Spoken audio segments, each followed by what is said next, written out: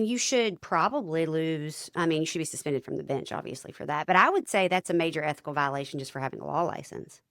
Oh yeah, I mean, I think if I went an ex parte to judge, Yeah. I could get suspended from practice. Oh, So a judge just inviting people to come by and bring orders that they will sign with no hearing and nothing before the court, I just can't imagine. So I know that stuff happens. yeah. I've seen it.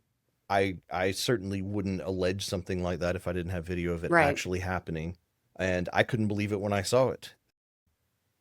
I remember bringing it to the attention of the clerks and the staff that worked in the family court at the time, and there's been a whole lot of turnover since then, so it's not the same people.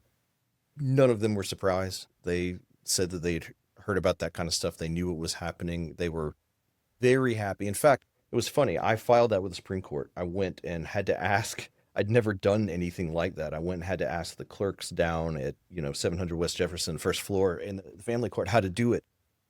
And there was this one clerk.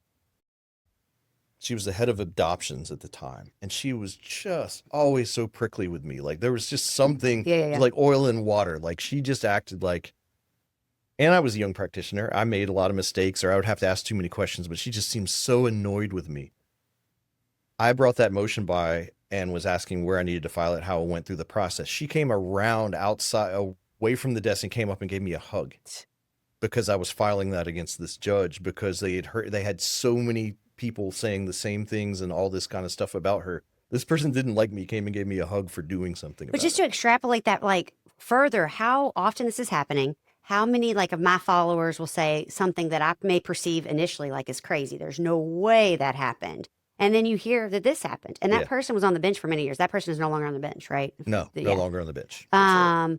But you just some of the stuff you can't make up, and then that's where I get weird as far as talking about these good judges that I maybe respect or admire. Is you hang out with someone that does that? You're okay with someone doing that because you guys are all in the same club. Like, Yeah, but what do you, I mean, first of all, so just in the few short weeks that we've been working together, I've yeah, learned so much that has just blown my mind.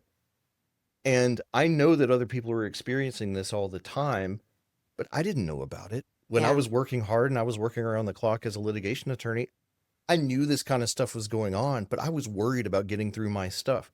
I fully understand that these judges, the ones that are working hard and doing their good job, have way more work than they can ever get done. And let's say a judge is 2 floors up from someone downstairs. How often are they interacting other than the kind of events that, I don't even like going to, with the bar that I just, Yeah. I don't enjoy a lot of the social public stuff as much as some. And so how would a specific judge on the third floor in the upper divisions know that what the ones downstairs are doing and be aware of it and be complicit in it? I don't know how much. I don't think they have a duty to seek out that information, right? Like, I No. don't think they have a duty to go to someone's courtroom and watch how they conduct business. But I do think once something is told to them once, twice, a Yeah. hundred times, they have an absolute duty to look at it differently.